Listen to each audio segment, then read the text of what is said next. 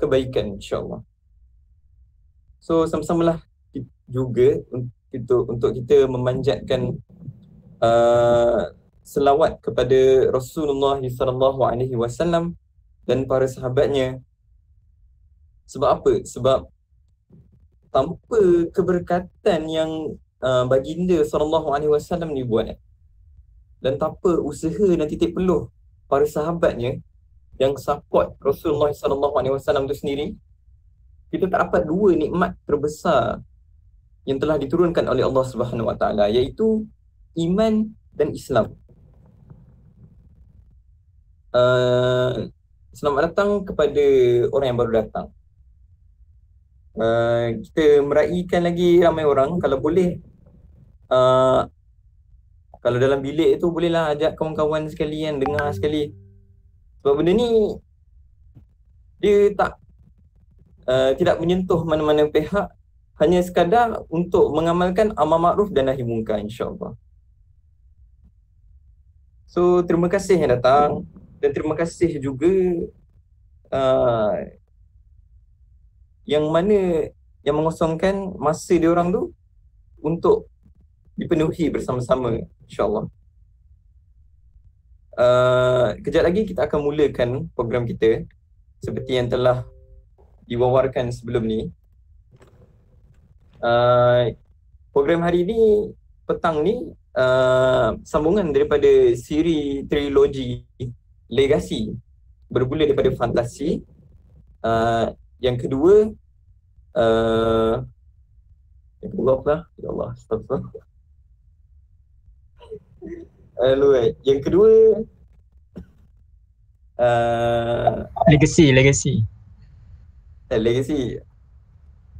Legacy tu hari ni. Persepsi. Astagfirullah. Apa MC teruk sangat. Okay, yang pertama bermula dengan fantasi, dan yang kedua persepsi, dan yang ketiga legasi. Yang ketiga generasi. Dan semua ni berada dalam satu trilogi Legacy. Lepas tu sebab apa kita orang susun ni kan, untuk apa antum semua lah kan. Sebab apa dia punya permulaan dia fantasi, persepsi, legasi, dan benda tu akan diuraikan pada hari ini kemungkinan oleh kita punya speaker kita pada hari ini. Speaker kita hari ni hebat juga, biodata dia. Kalau nak tahu biodata, bolehlah sama-sama kita bertaaruf kan. Ada sedikit yang boleh yang boleh diperkatakan, itu kita orang panggil dia Haji Adi. So beliau ni adalah graduan overseas, bukan kaleng-kaleng graduan overseas, dan dia itu sajalah yang saya dapat beritahu. Yang lain semua boleh bertakraf sendirilah. Oh ya, astagfirullah. Okay, tanpa membuang masa, kita mempersilakan trailer trailer untuk program hari ini. Seterusnya kita terus buka ruang untuk penceramah kita pada petang ini. Okey, itu saja, silakan.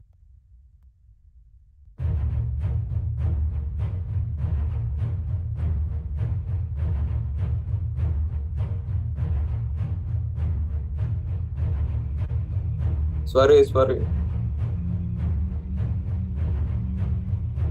Assalamualaikum. Boleh dengar tak?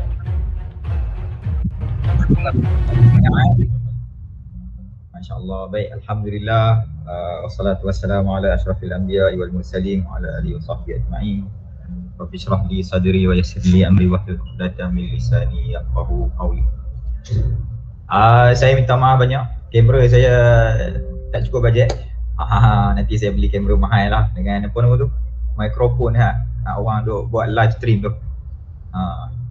Saya duk tunggu juga yang hadiah ni depa bagi apa, health watch niat nak bagi kat saya juga benda ni. Tapi saya tak maulah jam tangan, saya nak ni lah yang speaker tu, bukan yang mikrofon. Boleh ke lepas ni? Ada bajet ke? Okey, baik. Boleh insyaAllah. Okay.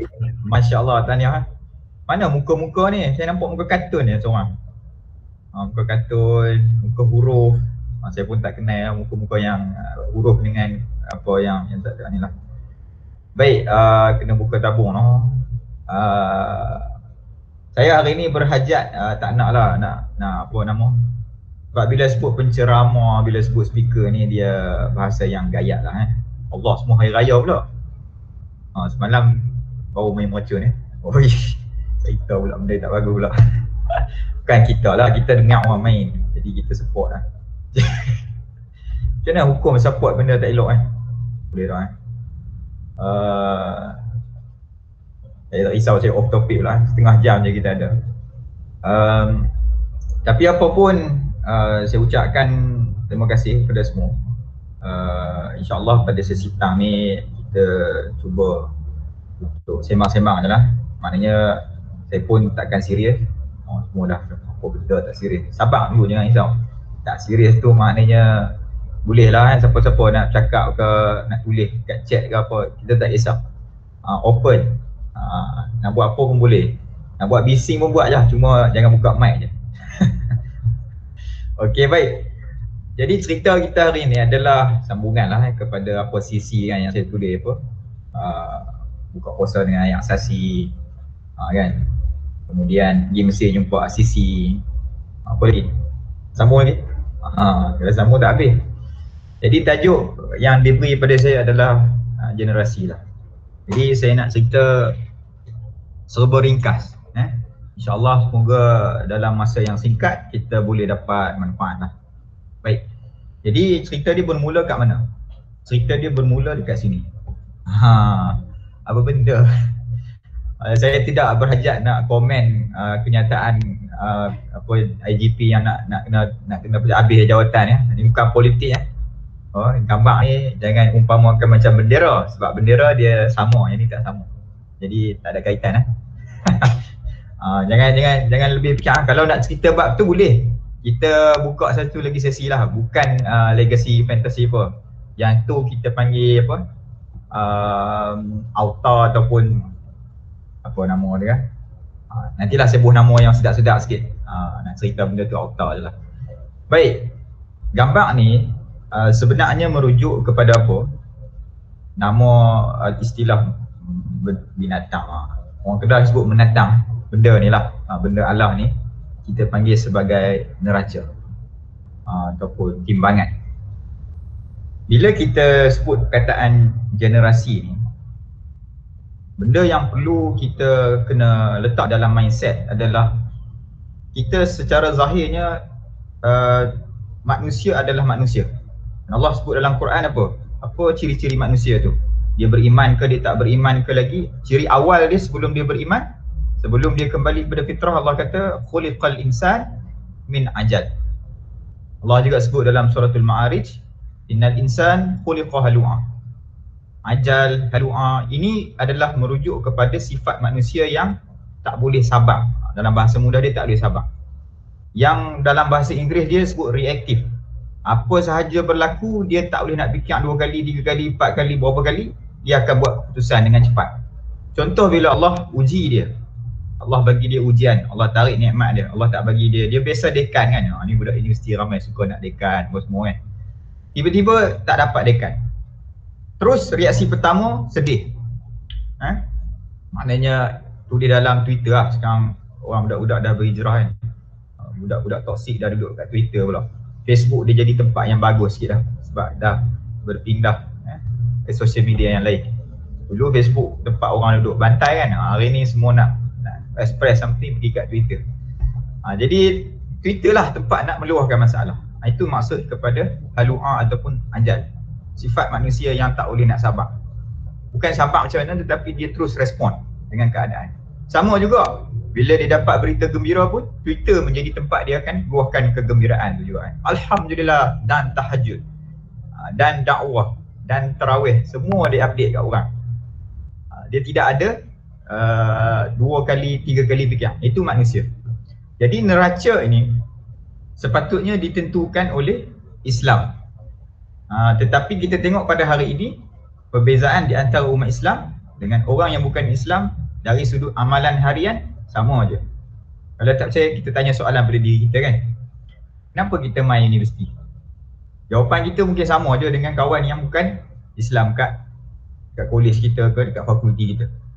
Mungkin mak ayah yang suruh, ataupun minat saya dalam bidang engineering katakan, ataupun medik ke, ataupun saya nak belajar. Saya akan tanya soalan yang sama pada Mutu Sami. Mutu Sami juga kena kan. Kena Mutu Sami dah masuk Islam dah. Marah dia. Jawapan yang akan keluar pun lebih kurang sama. Kenapa benda ni berlaku? Kerana neraca. Sebab itulah Allah Subhanahu Wa Taala meletakkan Islam ini pada kata kerja. Aslama. Sebab apa? Supaya memastikan umat Islam ini ataupun sesiapa sahaja yang merasakan dia Islam bukan by genealogi ataupun keturunan. Islam dia tidak ada jin, maksudnya bukan jin, J-I-N tu jin lain. Jin tu bulan puasa tak ada lah, kena ikat. Islam je kot ada. Yang ni jin, G-E-N-E. Kan kalau kita buat DNA test, tak ada dalam DNA tu adalah Islam. Kenapa? Dia adalah satu pekerjaan yang dibuat oleh semua orang kat atas muka bumi. Ni nak cerita apa? Baik. Satu neraca yang hilang, yang saya sebut pasal tadi kan, orang Islam dengan orang bukan Islam ni sama. Sebab apa? Sebab orientasi manusia di antara Islam dengan tak Islam sama, iaitu orientasi dia dunia. Orientasi dia adalah kejayaan yang dia nak capai dalam tempoh yang sekarang lah, ya. Maksudnya kalau dia di universiti dia nak capai dekan, ataupun dia nak mengorak awet mana ke, itu kejayaan bagi dia lah. Ataupun dia nak menang jawatan apa nama tu, MPP, ataupun dia tak ada fikir apa. Jadi paling jauh pun dia boleh fikir adalah nak dapat pekerjaan je. Itu orientasi dia, sama je. Sedangkan Allah Subhanahu Wa Taala meletakkan orientasi orang yang beriman ni apa? Wabtaghi fi ma ataka Allahu darul akhirah. Allah suruh manusia mengorientasikan ligan, ataupun bahasa Kedah kita sebut ligan kan. Ligan ni berkejar-kejaran ni pergi mendapatkan akhirat. Dunia ni bukan satu tempat yang kita perlu dapatkan. Sebab apa tak perlu dapatkan? Sebab dunia ni Allah dah bagi. Apa bukti Allah kata Allah dah bagi? Bila Allah sebut dalam suratul Jum'ah, ayat yang kat ujung-ujung tu, iza nudiya lis-salah, apabila kamu dah selesai sembahyang, fantashiru fil ardi, bertebaranlah kamu ke atas muka bumi ni. Maksudnya kamu nak pergi mana? Maknanya kehidupan kita lah, kita fantashiru fil ard. Ada orang kat depan saya duduk kat Melaka kan, ada orang depan saya ni duduk dekat mana? Ada yang duduk di Amerika ke sekarang. Kalau ada mungkin dia tengah pagi lah, kita ada 12 hours punya time zone lah. Ataupun duduk di Rusia tengah kutub utara mana ke, boleh, tak ada masalah, duduk je di mana-mana. Tetapi Allah kata apa? Wabtagu fil ardi, wabtagu fantashiru fil ardi wabtagu min. Itu persoalannya. Wabtagu min tu. Sambungan dia apa? Siapa boleh jawab sambung? Wabtagu min apa tu? Kita test hafalan Quran ni bulan-bulan puasa kan. Mestilah orang rajin baca Quran. Ada orang yang khatam 30 kali dah apa. Tu hak pakai kopiah putih ramai ni. Ni gengnya khatam banyak ni. Masya-Allah. Tahniah yang mana yang banyak khatam ni. Saya khatam ni je. Apa, kita orang tak beriman kan. Khatam apa? Buku muka je lah khatam. Orang tak beriman. Baik. Sambungan dia apa? Wabtagu min. Ada orang tutup mic tau. Dia nak cakap. Alhamdulillah. Betul. Jadi Quran tak sebut wabtagu min rizqillah. Yang kita kena cari bukan rezeki. Maksudnya kita tak kena cari pun dekan tu. Kita tak kena cari pun duit gaji bulanan kita. Kita tak kena cari semua tu. Sebab apa? Semua tu Allah akan bagi. Yang kita cari itu adalah fadlillah. Ulama kata fadlillah ni apa? As-sawabu min indillah, iaitu pahala. Jadi usaha kita adalah orientasinya pahala, dan pahala itulah yang akan bayar ke akhirat nanti. Buat apa kita nak cari benda yang Allah dah nak bagi? Jadi maknanya bila kita pergi bazar Ramadan, jangan dalam otak kita nak cari makanan. Sebab Allah akan dah tentu kita akan beli apa. Cuma niatkan pemergian kita tu adalah untuk dapat pahala. Pahala berbuka puasa dengan makan makanan. Jadi kita rugilah niat kita bila kita aku pergi Ramadan nak pergi beli mi goreng. Panas-panas dia goreng, sedap pula. Dia buat telur banyak, toge lagi, fresh lagi ni. Rugilah pahala. Kopi basah pula. Tengah hari cerita pasal makanan. Roti john cheese. Cerita lagi. Bagi terliuk sikit. Apa lagi makanan yang tengah viral sekarang kan? Kambing perak lah. Nasi apa nama, nasi ayam apa, kuda menangis baru ni. Allah Akbar, kuda pula menangis. Rimau dah habis mati dah. Kuda pula hidup. Jadi sama juga dengan pengajian kita di universiti. Sepatutnya kita ada orientasikan pahala tu. Sebab apa nak kena orientasikan pahala? Sebab dunia ni tak guna untuk nak diseronok-seronok. Mana apa? Mana Allah SWT sebut dalam suratul Ma'arij ni kan, ta'rujul malaikatu warruhu ilaihi fi yaumin kana miqdaru berapa lama? 50 alfasanah. Qadar maknanya satu hari akhirat ni sama dengan 50,000 tahun dunia. Masya Allah. Jadi saya buat pengiraan lah baru ni kan. Kita duk kira kan. Kalau lah orang tu hidup 50 tahun kan, dia sebenarnya hidup di akhirat tu 17 saat je. Maknanya apa? Sebab itulah kan dalam Quran Allah sebut kan, orang beriman ni ciri dia ala khaufun alaihim walahum yahzanun. Kan mereka. Saya duk baca nasi Arab mandi pula tu. Kira ada terpesong lah. Tengah cerita pasal akhirat, tiba-tiba dunia masuk. Jadi kita kena istighfar lah. Jadi sambungan lah. Ni kalau nak tulis, tapi saya yang tak dibaca patutnya. Baik. Ala khaufun alaihim wala yahzanun.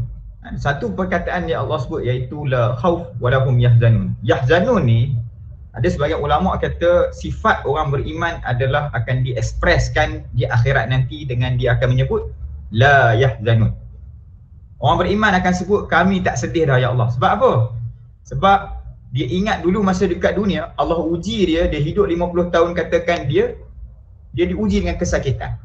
50 tahun dia hidup dengan homeless. Katakan Allah uji dia, memang rezeki dia dekat situ, dia dah usaha apa semua, tapi Allah tak bagi dia duit banyak. Allah tak bagi dia kekayaan, rumah besar. Dia duduk rumah kecil-kecil je, rumah flat katakan, rumah setinggan ke, makan hari-hari pun ikan masin je ataupun nasi dengan lauk ayak garam je. Saya pernah pergi rumah-rumah orang yang macam hidup macam tu. Mana ada ikan goreng yang termenu, ikan masin tu share-share pula. Orang tu duduk rumah kecil je, hidup selama sampai dia meninggal 50 tahun katakan. Orang kalau dia ada iman, Masya Allah, Allah kata pada dia takkan sedih. Sebab apa tak sedih? Rupanya aku diuji dulu 17 saat je ya Allah. 17 saat je aku kena uji. Nak hidup dekat akhirat ni berapa lama? Infinity. Hidup bila-bila, tak ada mati dah. Waktu tu buat je apa-apa. Sebab itulah satu lagi ciri-ciri orang beriman. Allah kata dekat dunia, wahai orang beriman, kamu jangan minum arak, kamu jangan mendekati zina, jangan angkat pandangan kamu kepada mana-mana wanita walaupun menutup aurat. Jaga pandangan kamu. Yang kamu sepatutnya jaga benda tu. Kemudian solat ikut waktu. Kita pun ya Allah susah ya Allah. Macam mana ni? Tak boleh nak tahan ni nafsu kan. Tambah pula orang suruh bangun semayang subuh pagi-pagi kan. Sekarang Alhamdulillah lah sebab ada makan sok kan. Dulu kalau tak makan sok susah nak bangun. Sekarang motivasi dia sebab sok kan, kita bangun subuh. Okay, tak apalah, bolehlah bangun subuh kan. Tapi kalau dulu Allah berat nak bangun subuh ni, ya Allah. 20 tahun ni kita hidup kan, katakan 20 tahun kita hidup ni, Allah nak bangun subuh berat. Allah kata apa? Berat kamu nak bangun 20 tahun tu sebenarnya 6 saat je. 6 saat punya kesabaran. Lepas tu kamu nak buat apa, buat je dekat akhirat nanti. Inilah yang Allah nak tunjuk kepada kita, wahai orang beriman, neraca yang sepatutnya kita ada. Kita dekat dunia Allah halang buat macam-macam. Kan? Sebab apa? Sebab nak uji dengan yang masa yang pendek ni. Sebab tu orang beriman kalau dia ada mindset ni, ya Allah uji aku 7 saat je, 20 tahun aku hidup ni. Baru 7 saat Allah uji. Kita miskin ke, kita diuji dengan sakit ke, kita diuji dengan kena buat ketaatan ke kan. Banyak sangat pula tarawih, orang duk kata 8 tak cukup tarawih, sembahyang sunat punya pahala kan. Kena buat 20 juga baru pahala tarawih. Pening aku. Kalau tarawih tu baru berapa persen daripada kehidupan 20 tahun. 20 tahun tu pun 6 saat. Apatah lagi 1 hari. Allah, 1 hari macam mana nak kira balik? Nak kira bahagi pula. Setahun bahagi 365, lepas tu bahagi pula 20. Pening. Tu kerja awal lah. Kita tak buat takat tu lah. Tapi saya buat takat ni je. Kehidupan kita nak kata je, takat 20 tahun ni baru 6 saat. Kita habis pukul 3 tu. Memang kita cerita tak habis tak apa. Nanti kita cerita lain. Baik. Seterusnya. Inilah sebenarnya neraca yang nak bentuk kita. Neraca yang nak bentuk kita inilah sebenarnya, iaitu Al-Quran. Al-Quran ni dah lama pun. Bukan kata dah lama macam mana. Dah lama ni sebenarnya bukan kata daripada Nabi Muhammad SAW lagi. Memanglah kan, kitab kalam Allah yang disebut tentang Al-Quran ini spesifiknya daripada Nabi Muhammad SAW. Tetapi mesej di dalam tu adalah bermula daripada Nabi Adam AS. Daripada sejarah kemanusiaan pertama, Allah menurunkan perintah-perintah ini. Dan perintah tu bukan perintah semayang, semata-mata perintah puasa. Sebab itulah ulama' fiqh pun mengatakan dalam Al-Quran, perkara-perkara yang melibatkan syariat ataupun fiqh tak sampai 10%. Ada lebih kurang tak sampai 500 ayat daripada 6,000 lebih ayat Quran. Tak sampai 10%. Yang selebihnya, yang 90% lebih inilah yang sebenarnya mesej yang telah diturunkan terlebih dahulu daripada hidupnya Nabi SAW. Sebab hidup Nabi SAW ni, Allah nak fokus yang 90% lebih tu. Yang 10% tu sebahagian kecil je yang membezakan syariat Nabi sebelum-sebelum ni lah. Kan, kalau sebelum ni mungkin semayang banyak waktu, kita tinggal 5. Kalau zaman Nabi Musa nak bertaubat kena bunuh diri. Zaman kita boleh minta pada Allah direct, tak payah nak ada orang tengah yakin ke apa. Bisa minum air kaki apa, tak ada lah. Jadi itu je benda-benda kecil yang nak membezakan syariat kita dengan syariat Nabi terdahulu. Tetapi 90% lebih ni adalah sebenarnya benda yang sama, iaitu nak mengembalikan balik manusia ni kepada neraca tadi. Macam tadi itulah kita dah sebut neraca duk hilang kan. Jadi itu benda dia. The matter of perspective. Kenapa saya kata perspektif? Sebab Quran yang sama zaman daripada Nabi SAW sampai pada zaman kita hari ini. Tetapi bagaimana output dia berbeza. Kita melihat kehebatan para sahabat kan, dengan keinginan mereka terhadap akhirat mereka sangat tinggi kan. Dibuktikan dalam pelbagai kisah-kisah yang kita telah dengar kan. Mungkin sebab hari ini ramai pemuda, kita ceritalah satu pemuda yang cukup hebat. Nama dia Mus'ab bin Umair, salah seorang sahabat yang terkenal. Mus'ab bin Umair adalah merupakan daripada orang kaya. Orang kaya ni disebutkan dalam kisah tu, dia punya minyak wangi dia kalau jalan satu jalan tu, satu batu boleh bau dah minyak wangi tu. Hari ni nak kata siapa kita punya minyak wangi tak hebat macam tu. Dekat EDT tu tak kuat mana lah. Dia pati betul ni kalau satu batu ni. Jadi itu kekayaan Mus'ab bin Umair. Tetapi apabila dia bersama dengan Nabi SAW, pengorbanan Mus'ab bin Umair ni nilai dia mahal. Ini yang kita susah nak dapat neraca pengorbanan. Sebab apa? Motivasi kita dunia. Jadi kita takut hilang dunia.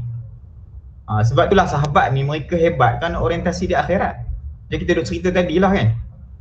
Kalau dia orang diuji 20 tahun baru 7 saat. Kita takut untuk nak hilang dunia kita. Contoh kan, oish, petang ni nak tidur ni, dunia kena rehat ni. Kan, payulah sikit lepas zuhur kan. Orang suruh main pula program macam ni, ya Allah. Jadi anda semua adalah orang yang terpilih lah. orang yang terpilih yang Allah bagi pahala kerana telah berkorbankan sebahagian dunia. Jadi why not kita sambung kan, why not kita buat lagi untuk nak apa, untuk nak berkorban lagi supaya apa, supaya kita mengharapkan pahala daripada Allah. Nanti ke akhirat aku nak buat semua perkara yang aku rasa haram ni. Bahasa kasar ni kan. Sekarang kita kena sabar. Tengok maksiat tak boleh ikut, tengok maksiat kena tunduk. Apa, orang buat salah kita tegur, benda rasuah kita pun tak boleh nak ambil. Apa nama, semayang awal kita kena ikut. Jadi benda-benda macam ni macam susah, tetapi kena ingat berapa saat. Jadi saya sebut balik perspektif ni apa? Kita takut hilang dunia, sahabat takut hilang akhirat. Sebab tu Mus'ab bin Umair apabila dia dah hilang kekayaan dia, perasaan dia happy. Oi, kalau orang ambil harta kita baru 2-3 ringgit hilang, dah komplain balai polis Kajang. Kan, hilang handphone lah kan, hilang handphone pergi balai polis. Bukanlah kata salah pergi balai polis, tetapi nak dari sudut emosi kita terganggu ataupun tidak. Para sahabat mereka tidak akan terganggu emosi apabila mereka hilang harta daripada mereka. Sebab itulah bila berlaku pada mereka dalam peristiwa hijrah, kan, happy para sahabat bila sampai di Madinah. Abdul Rahman bin Auf tak payah ceritalah kekayaan dia tu kan. Nantilah kalau ada masa nanti kita cerita Syekh Abdul Rahman bin Auf. MC kita tinggal 2 minit ke? 15 minit lagi, banyak lagi. Oh, saya tengok dalam tu dia tulis pukul 3, saya pun takut lah. Dia tak mau cerita macam. Boleh cerita lah kan? Boleh. Saya ni biasalah kalau cakap tu 4 jam pun tak habis ni. Baik, kita ceritalah Abdul Rahman bin Auf. Kekayaan Abdul Rahman bin Auf ni saya baca dalam buku Yusuf Qardawi berkaitan dengan ekonomi Islam. Disebut waktu Abdul Rahman bin Auf meninggal, kekayaan yang dia tinggalkan kepada setiap orang isteri tu, seorang isteri, dia ada 4 orang isteri, kemudian bahagi ikut faraid 1/32. Seorang tu memiliki lebih kurang dalam 3 ke 4 juta ringgit Malaysia. Jadi boleh kali 32 lah, itulah total harta Abdul Rahman bin Auf.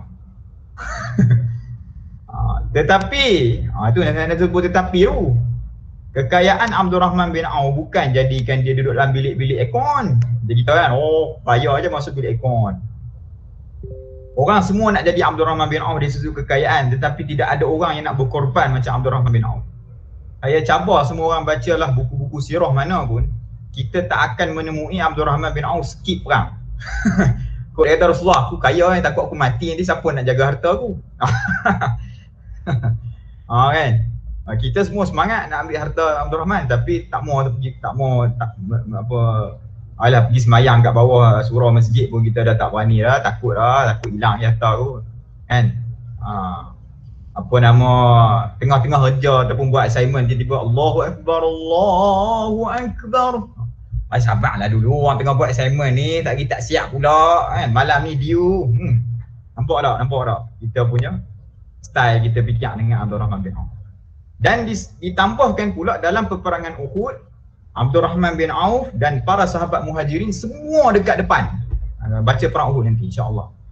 Ada 2 sahaja sahabat muhajirin yang duduk dekat dengan Rasulullah, iaitu Sa'ad bin Abi Waqqas dan juga seorang lagi saya lupa, saya rasa Abu Ubaidah bin Jarrah rasanya.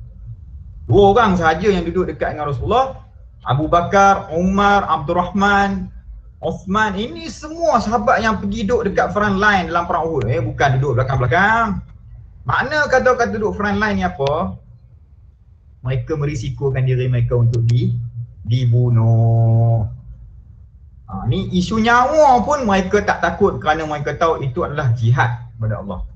Kita ni isu tak siap assignment, nanti Makkah kena tolak pun Allahu Akbar. Allahu Akbar. Macam mana ni nanti kalau assignment tak siap, exam ni apa ni, Allahu Akbar, Allah kan. Jadi it's a matter of perspective. Itu cerita Abdul Rahman bin Auf. Jangan kita duduk ligan kaya dia je. Kan duduk sonok kan. Kita nak kaya seperti mana Abdul Rahman bin Auf, tapi tak nak berkorban seperti dia. Sambungan lagi. Baik, mari kita tengok satu video lah kan. Bagi rehat-rehat dulu, tengok video sikit dulu, boleh tak?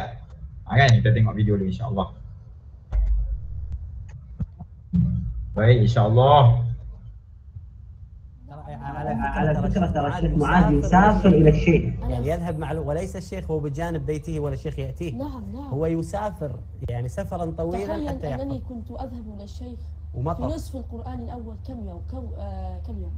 كم يوم؟ 3 أيام. 3 أيام في الأسبوع. 3 أيام فقط. كنت أتحايل عليه، كان أول يوم يومين فقط. تحايلت عليه محايلة شديدة لأذهب إليه 3 أيام، وكان يوقفني على معاني شديدة. يعني كان يمكنه أن يعطيني آية واحدة فقط. هذه المسافة كلها يعطيك آية واحدة. والله كان يفعلها. الله أكبر. في بعض الأيام كنت لا ألعب أبدا. نعم. ولكني سمعت أنك عفريت شوي. الحمد لله ربنا أنعم علي. نعم. هو شال مني البصر سبحان الله، والحمد لله على هذه النعمة. أنا في صلاتي لا أدعو أن الله يرجع علي البصر. لا تريد أن يرجع الله؟ لماذا؟ لعل يكون لي حجة عند الله يوم القيامة فيخفف عني بعضا من العذاب، وأقف بين يديه خائفا متوجدا يسألني ماذا فعلت في القرآن، فعسى أن يخفف عنه، فالله يدخل من يشاء في رحمته، ولكنه أنعم علي بالقرآن. وأنا الحمد لله إذا أردت أن أذهب إلى أي مكان أذهب وحدي فقط، وليس معي أحد، لكن أبي يخاف علي.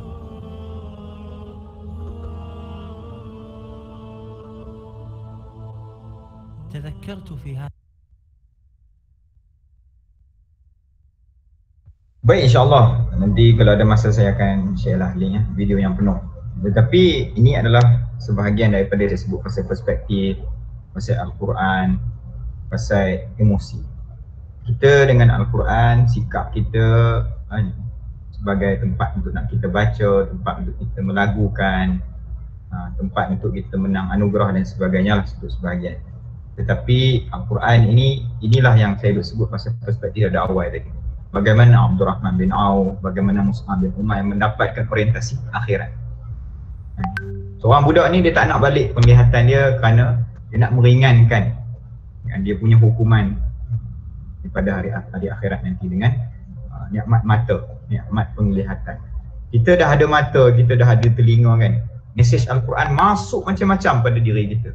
Dan juga kita menyaksikan khalqillah, ciptaan-ciptaan Allah Subhanahu Wa Taala ni di depan mata kita hari-hari. Langit Allah Subhanahu Wa Taala, bumi Allah Subhanahu Wa Taala, binatang, tanaman, ni semua adalah semua mukjizat Al-Quran yang Allah turunkan melalui ciptaan. Jadi satu benda pertama yang kita kena capture kat sini adalah perspektif kita sebenarnya. Neraca itulah yang nanti yang akan membuatkan kita menjadi generasi penerus tu. Penerus kepada siapa? Penerus kepada Rasul sallallahu alaihi wasallam. Penerus kepada sahabat-sahabat, penerus kepada tabi'-tabi'. Jadi ini sebagai satu mukaddimah lah. Baru mukaddimah bos, setengah jam. Baru nak cerita tajuk lepas ni. Tak tahulah tempat ke tak ni. Jadi tajuk dia insyaAllah baru nak masuk lah. Kalau dah tak apa, jangan risau. Nanti kita buat lagi lah. Kan? Jadi nak balik kepada generasi penerus. Siapakah generasi tersebut? Rasul sallallahu alaihi wasallam sebut dalam hadis, khairun nas qarni, thumma allazina yalunahum, thumma allazina yalunahum. Sebaik-baik manusia adalah mereka yang hidup pada generasi aku, kemudian selepas mereka, kemudian selepas mereka, dan selepas-selepas itu, maknanya kualiti dia akan berkurang-berkurang. Ini akan berbalik kepada yang tadi lagi, iaitu kenapa Rasulullah kata sahabat dia yang terbaik, sedangkan zaman tu tak ada menara KLCC, belum ada IR 4.0, kan, belum ada apa lagi yang sekarang orang duk bangga ni kan, kami pula saya duk playing dengan pula daripada dulu. Pula sikit sangat kot kereta Lamborghini ke apa kan, dunia pada hari ni kan, orang kata internet lah semua benda sebagainya, tak ada pun zaman tu. Pada apa siap. Tetapi kenapa khairun nas, sebaik-baik manusia adalah mereka. Yang inilah yang kita duk sebut tadi tu neraca. Neraca. Tak ada mak ayah yang bangga apabila anak dia sebut, awak nak jadi apa? Saya nak ligan syahid. Saya nak mati dalam husnul khatimah. Mak ayah mesti pelik, anak aku ni orang terbiak agaknya. Kita mesti akan jawab, oh saya nak jadi engineer, kan? Ataupun doktor. Kalau awak nak jadi syahid di jalan Allah ni, ni nak jadi ISIS ke apa ni? Dah jadi macam tu dah. Ini pemikiran kita terhadap Islam pada hari ini. Jadi sebagai apa nama, macam mana MC kita sempat 4 hari. Ni lah insya-Allah lah depan ni lah. Ni lah. Lagi lagi 12 minit gitu lah, boleh. boleh insya-Allah kita try 3 suku lah. Baik. Jadi apabila saya mengkaji beberapa buku yang mana cuba menggali kekuatan ataupun bagaimana sahabat hubungan mereka dengan Al-Quran, saya dapati ada 3 ini. 3 ini yang disebut sebagai khasa'is sahabah. Ciri-ciri sahabat ma'al Quran. Bagaimana mereka menginteraksikan diri mereka dengan Al-Quran. Baik, apa yang pertama? Yang pertama yang kita kena ingat pada sesi ini adalah kana al-Qur'anu wahdah khalis at-tasawwur. Al-Quran menjadi satu-satunya wahdatul marji', satu-satunya rujukan. Baik, bila sebut rujukan ni bukan macam buat research, citation Al-Quranul Karim. Bukan. Rujukan kehidupan. Saya bagi satu contoh lah dalam Al-Quran Allah sebut tentang an-nafsil lawwamah, yang mana Allah sebut dalam suratul Qiyamah, la uqsimu biyaumil qiyamah, aku bersumpah dengan hari kiamat. Wala uqsimu bin nafsil lawwamah, dan Allah juga bersumpah dengan rasa bersalah. Lawwamah ni maksud dalam bahasa Inggeris guilt ataupun rasa bersalah. Jadi antara bukti kewujudan hari kiamat adalah al-lawwamah. Allah memberikan nikmat kepada setiap hambanya, sama ada dia Islam ke tak Islam, tapi ini secara fitrahnya manusia tu akan ada lawwamah walaupun dia tak kena tangkap dengan polis. Sebab apa? Sebab sebahagian daripada hukuman yang akan ditimpa pada dia adalah kemungkinan selepas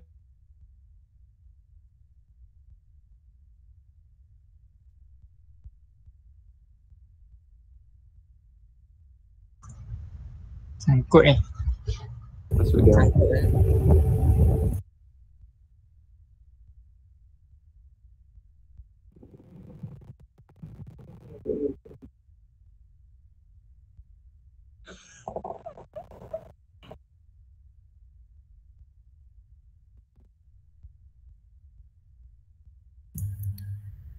InsyaAllah kita harap minta bersabar sekalian, insyaAllah. Kita punya speaker sangkut sekejap. InsyaAllah lebih kurang dalam 3 suku lah. Okey ke semua yang masih hadir ni? Masih hidup lagi ke? Faham suasana petang kan? Penat, panas kan? Kalau dekat Bangi ni sekarang panas. Okey, Firosafi kata okey. Alhamdulillah. Baru nak layan mood kan? Allah. Sabar. Jalan macam mana? Amirul Hakim kata boleh, Masya Allah. Yo, okey, Alhamdulillah. Panas kan? Walaupun cuaca panas, harap Allah memberikan jalan lah pada pengorbanan kita kan. Ada orang petang-petang ni dia tidur tapi kita tak tidur kan. Petang tidur, pagi dah tidur. Seharian tidur kan, batal puasa. Okey, kita dah ada speaker kita semula. Speaker okey ke? Ini semua hijack daripada CIA Internet rumah saya kena potong. Jadi saya terpaksa pakai data pula. Allah. Ada kena semangat cerita tadi. CIA saya rumah. Dia sebut perkataan wahdah Al-Quran semua pun dia potong. Habis Unify semua kena. Dekat puncak tu hilang. Saja potong mood tu. Aduh, itulah. Dah ni pakai OneZog insya-Allah okey ni. Kod no. Tadi Unify tadi. Aduh, CIA. Baik, kita sambung noh, boleh tak? Dalam masa yang ada lah. Jadi bila kita sebut lawamah ni, dia adalah satu alam yang diberikan kepada setiap manusia. Fitrah je, buat salah je rasa bersalah tu. Jadi apa yang didatangkan oleh psikologi barat, kalau kita yang familiar dengan buku-buku psikologi, dia akan meletakkan satu benda yang dikatakan guilt tu sebagai negative feeling. Dia install kepada manusia, betul, dia buat kita rasa tak bersalah. Move on, dia kata macam just small matter, dia cakap gitu. Small matter je benda ni.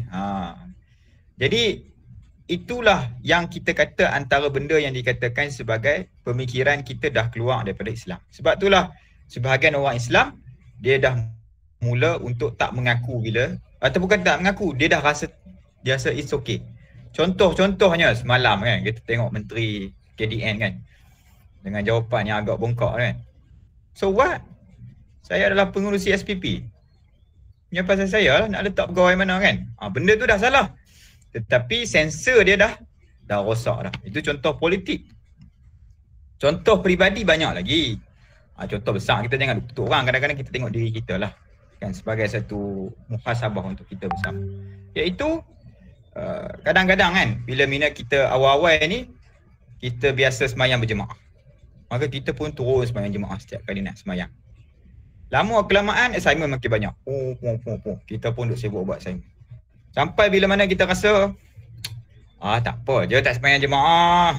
Kecil je, yang penting semayang. Okey, tu jalan pertama nak keluar dari semayang jemaah. Yang kedua pula, okey, awal itu dah bagus dah, at least lah, saya kata at least semayang, tapi dia semayang awal waktu. Lama-lama pula, alah tak apa je tak semayang awal waktu pun. Semayang pukul berapa pun yang penting semayang kan. Orang sekarang tu suka buat jamak kan. Jamak macam mana? Dia semayang ujung Zuhur dengan awal Asar. Tu dapat 2 sekali. Lama kelamaan macam tu lah semayang subuh kan. Awal-awal tu semayang ujung-ujung. Lepas tu qada tak qada. Lepas tu lah kali tak payah qada tu. Tak apa je, benda kecil, insya-Allah Allah ampun nanti aku dah nak berubah, aku taubat je lah. Jadi inilah sebahagian yang contoh yang bagaimana Al-Quran itu dah tidak menjadi neraca kehidupan kita. Sepatutnya Allah dah kata dah, lawamah ni adalah benda yang rahmat daripada Allah Subhanahu Wa Taala. Dia bagi alam pada manusia. Walaupun benda tu salah, memanglah dosa. Tetapi perasaan tu lagi penting daripada dosa tu. Sebab apa? Dengan perasaan tu lah kita boleh kembali balik pada Allah. Tanpa perasaan tu kita dah takkan rasa malu lagi lah nak buat maksiat. Bahkan kita boleh publicize kita punya maksiat. Itu contoh lah. Talaqi litanfiz, saya tak sempat lah. Talaqi litanfiz, uzlah syu'uriyah, apa nama kulah ni, 2 lagi ni kita cerita masa lain lah. Boleh tak MC? Sebab saya rasa nanti saya langgak masa, tak seronok lah. Tak seronok langgak masa ni, tak bagus. Baik, kita kembali pada MC. Bagi pada MC. Okey, baik, insyaAllah. Sekarang ni kita boleh terus pada Q&A. Ada peserta-peserta nak tu ke? Bertanyakan soalan. Dia beri masa kan?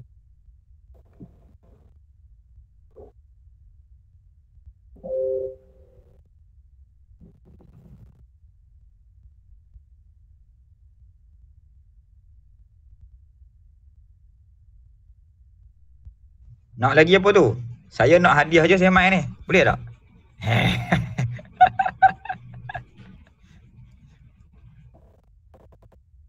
Kejap lagi. Hadiah. Tapi yang malu-malu boleh tanya dalam ni chat. Okey, saya tukar pakai ni. Dah boleh dah. Ada CIA ni. CIA dah bagi kebenaran. Okey, ni Haji Ali ada beberapa soalan daripada peserta. Bagaimana nak tambah perasaan lawamah? Ada. Saya punya terpadam. Baik. Kena bacakan untuk saya. Baik. Bagaimana nak tambahkan perasaan lawamah kan? Ya betul. Okey, baik. Allah Akbar, gamak gelap pula. Apalah. Macam mana? Jadi saya pernah ditanya oleh sahabat saya macam-macam soalan yang berkaitan dengan macam inilah ya. Macam mana nak istiqamah. Baru ni ada sahabat saya yang banyak kali dah dia jumpa saya. Dia ada masalah ketagihan porno. Jadi bila dia setiap kali jumpa saya ni bukanlah pakar motivasi nak kena cerita apa tips yang kena bagi kan. Ada orang kata kena infak lah berapa ratus ringgit lah setiap kali buat benda tu kan, apa semua kan. Saya tak macam tu. Setiap kali dia jumpa saya beritahu satu je kat dia. Perubahan ni adalah satu benda yang bersifat sistem. Awak tak boleh berubah seorang-seorang. Macam saya bagi tips hari ni, 2-3 hari awak buat lah. Hari keempat tu habis semangat hilang. Betul tak? Kan? Kita akan dapat jawapan dan kita akan beramal dengan jawapan tu, tetapi kekuatan yang ada pada peribadi ataupun personal kita setakat mana yang kita larat lah. Kan, duduk seorang-seorang blok jauh-jauh kan. Sampai ke mana? Pulau Pinang ke apa kan, duduk lompat naik jabatan seorang-seorang kan. Makan nasi apa kena beratuk seorang-seorang kan. Mana tahan kan. Hari pertama mungkin lah, insyaAllah aku nak diet ni. Dapat motivasi daripada mana? Ustaz Samad cerita pasal makanan diet. Mai hari ketiga, diet benda lah, aku duduk seorang makan. Jadi nak ceritanya bahawa saya selalu bagi dekat dia jawapan macam ni. Perubahan ni perlukan sistem.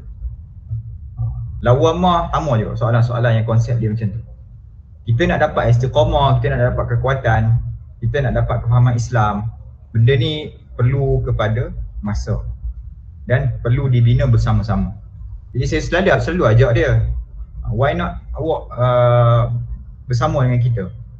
Jadi kadang-kadang dia payah dengar benda tu. Dia nak jawapan yang instant. Manusia perangai dia kan, nak jawapan yang kita boleh berubah. Kalau bagi pun sama juga. Esok main lain, tahun depan main lagi. Awak takkan boleh tinggal benda yang awak dah buat lama dah sekiranya awak tak bersama-sama. Sebab itulah Nabi SAW antara hikmah dia kan. Kenapa Nabi start dakwah 10 tahun tu dia tak jadi Abid Liu. Saya bagi contoh yang derah sikit supaya kita faham. Abid Liu macam mana hari ni dia pergi Pahang, esok pergi Johor, hari dia sampai Afrika, lepas tu pergi Bali kat Kedah, lepas tu pergi mana lagi semua kan. Semua dia nak pergi. Kenapa Nabi tak buat macam tu? Nabi kan Rasul lebih layak nak buat benda tu. Hari ni pergi Madinah, esok pergi Taif, lepas tu pergi Algeria lah pula, Tunisia. Nama negara tak ada lagi lah, tapi kawasan dia lah kan. Pergi sana. Sebab Nabi tahu bahawa manusia ni perlukan bimbingan yang bersifat dekat. Jadi macam itulah kita ni. Bila lawamah ni nak bina, kita kena ada dengan sistem kita. Bersamalah dengan, kalau ada usrah tu, ikut je usrah tu. InsyaAllah bagus usrah tu. Kerana perubahan itu. Sebab usrah ni bukan tempat ilmu kita pergi mengaji lah dengan YouTube banyak ceramah Ustaz Azhar Idrus ke apa kan. Tetapi usrah ni nak membina kekuatan kita tu. Sebab awal-awal nak berubah payah. Sampailah kita dapat kekuatan. Itulah komen saya kan. Bukan menjawab tapi komen lah, komen. Tak pandai nak jawab, kita komen je. Okey, baik, terima kasih. Ada lagi soalan? Kalau sekarang ni dah rasa kurang bersalah, macam mana nak tingkatkan lagi benda tu supaya jadi seperti keadaan asal? Macam mana nak baiki benda tu? Benda ni lah kita kata masa tadi tu lah. Sebab kita kena faham Islam yang diamalkan di Malaysia ni perlukan masa untuk nak dirosakkan. Apa saya kata kenapa perlukan masa? Ini sesi lain kita cerita. Kita kena faham bahawa bila Portugis masuk dalam kawasan Nusantara ni, waktu tu Islam tak rosak. 15-11 tak rosak. Tetapi rosak Islam itu start bila? Start Belanda. Belanda masuk Aceh. Waktu itulah yang Belanda buat onar lah kita kata. Dia kembalikan balik budaya-budaya Jawa. Waktu tu Senok Hogrons memang purposely minta dibuat kajian-kajian berkenaan dengan candi-candi. Naik semula kajian candi waktu tu. Tak pernah terfikir oleh orang tiba-tiba nak naikkan candi. Sebabnya rupanya apa? Supaya kita kaitkan sejarah Nusantara ini dengan sejarah Hindu-Buddha. Dah tak nampak dah sejarah Islam itu. Jadi bila mana naikkan pula sejarah Nusantara dengan Hindu-Buddha, bukan nak diambilkan agama itu, tak. Diambilkan budaya itu dan dibawa ke dalam Islam. salah satu budaya yang ada dalam Hindu Buddha ni, yang mana ada dalam Islam yang secara tak langsung dia masuk dalam diri kita adalah budaya apa nama istilah tu? Allahu Akbar. Nanti saya cek balik. Ada istilah yang merujuk kepada istilah yang baik seorang-seorang, jangan kacau tepi kain orang. Itu istilah yang satu istilah yang khas, kata nama khas kat situ. Jadi bila jadi macam tu, maka mulalah budaya-budaya pertapaan. Dia infiltrate dalam agama Islam. Sebab itulah kadang-kadang Tok Syekh mana-mana kan kata, awak pergi gua sana. Hai mambang tanah, mambang angin, mambang biru air laut. Itu antara benda lah yang berkaitan dengan pertapaan. Jadi dari sudut moden dia tidak ada pertapaan, tapi dari sudut moden adalah lebih kepada individualism. Maknanya aku lah, yang penting aku nak makan lah. Orang lain tak makan punya pasal dia. Yang penting akulah yang tak kena buang aja. Orang lain kerja Grab gapok punya pasal. Pandai apa kalau dia mati kat tengah jalan, dia ambil kat dia. Tu dia mati. Jadi inilah sebahagian daripada benda yang memerlukan tempoh untuk nak rosakkan Islam itu. So nak balik kepada lawama sifat yang macam budak tadi rasa kan. Dia suka dengan keadaan dia tak buta. Macam mana orang Islam boleh fikir macam tu kan? Oh Masya Allah. Orang Islam kita kalau dah buta cari doktor paling mahal untuk nak bawa balik mata dia elok balik. Sebab nak nikmat dunia tu. Ini perlukan balik masa untuk nak memberikan keyakinan itu. Wallahu alam. 1 minit. Sorry. Tak boleh apa? Sudah tak boleh. Tak boleh. Astaghfirullahalazim. Okey. Program kita dah nak sampai ke penghujungnya.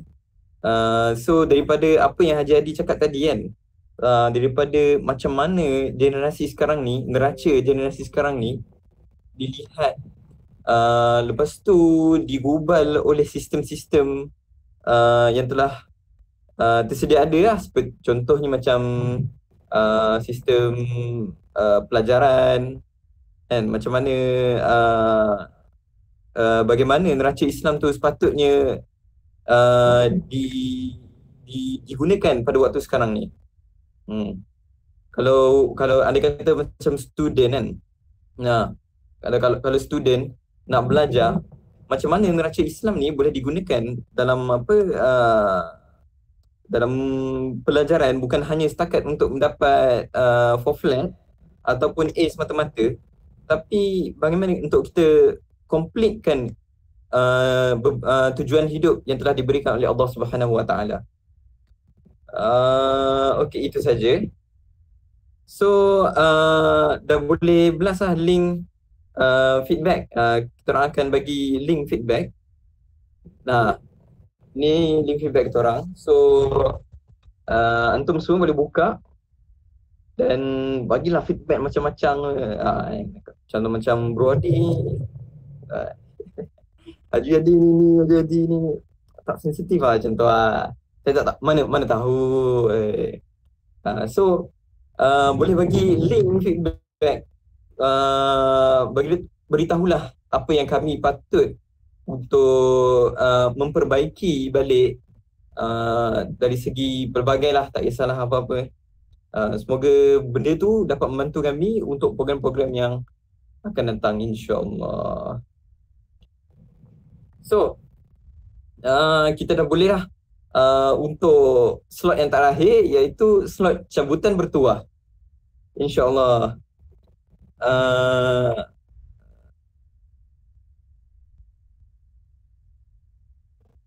Dah boleh buka Syed. Cabutan bertuah ada 2 kali tak silap nak. Betul tak? Ada 2 kali cabutan bertuah. So yang mendapat namanya yang mendapat nama ni dicabut, speaker dia belakang tabir punya cabutan bertuah. So untuk para peserta, nama yang bila nama dah dicabut, InsyaAllah kami akan beri smartwatch yang bernilai RM50 ke atas, insyaAllah. So ada 2 nama yang akan kami petik. Untuk nama pertama, silakan sahabat Quran. Boleh start Boleh. Sebelum tu ada nama, ada sesiapa yang tak ada nama kat sini ke? InsyaAllah ada Bismillahirrahmanirrahim. Kalau tak ada nama tu boleh shoot terus dalam komen. Kenapa tak ada nama ni? Oh, tanya. Muhammad Ilyas, tanya. Ilyas Siti Razak. Betul ya? Kalau ada sila menyahut. Betul. Ui, mantap. Tahniah. Okay. Nanti kami akan kontak balik lah Muhammad Ilyas binti Razak. Binti Astagfirullah bin Razak. Syawah. Nanti saya kontak balik. Okay, insyaAllah. Okay. Ambil nama dah, ambil nama. Muhammad. Okay, untuk nama yang seterusnya. Okay.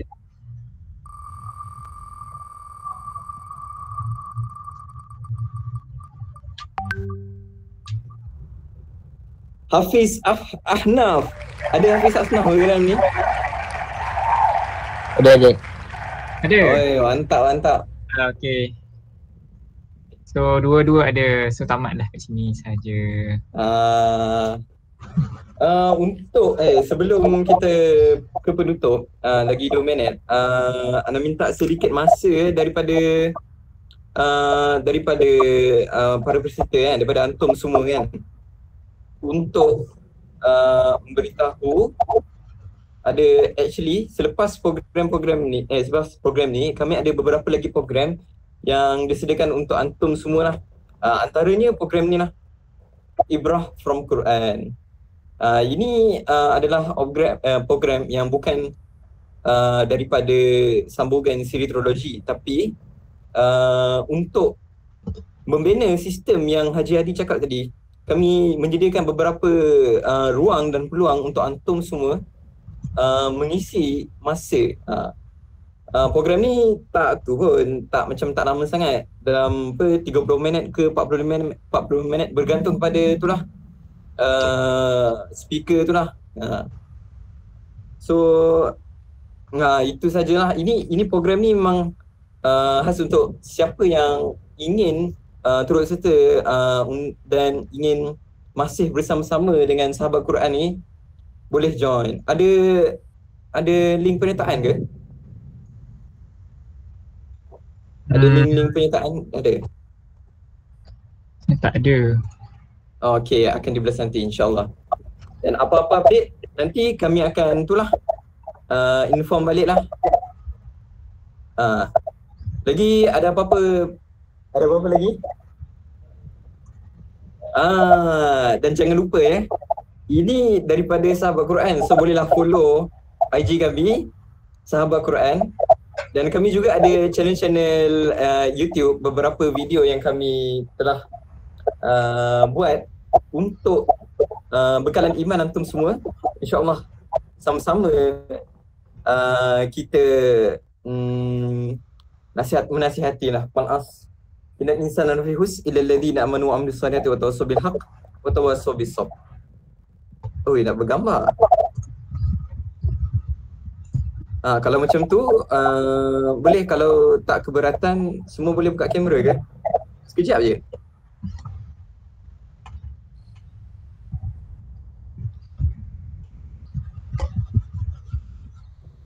Buka 10 saat. Bukan sekejap. Oh, gelap-gelap semua ni. Kalau tak keberatan lah. Okay. Dah ke? Dah boleh ke? Banyak lagi ni.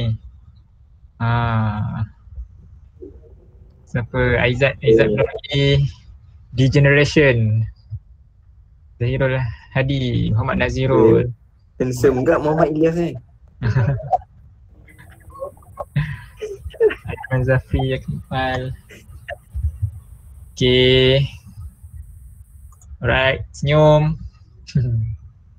Ready, 1, 2. Okay. Okay, dengan berakhirnya sesi bergambar kita pada hari ini, pada petang ini. Terima kasih kerana kepada siapa yang telah mengisi masa bersama-sama kami, dan insya-Allah kita akan berjumpa lagi dalam slot yang akan datang. Wabillahi taufiq wal hidayah. Wassalamualaikum warahmatullahi taala wabarakatuh.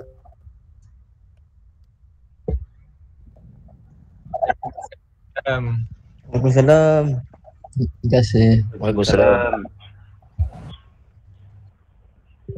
Waalaikumsalam.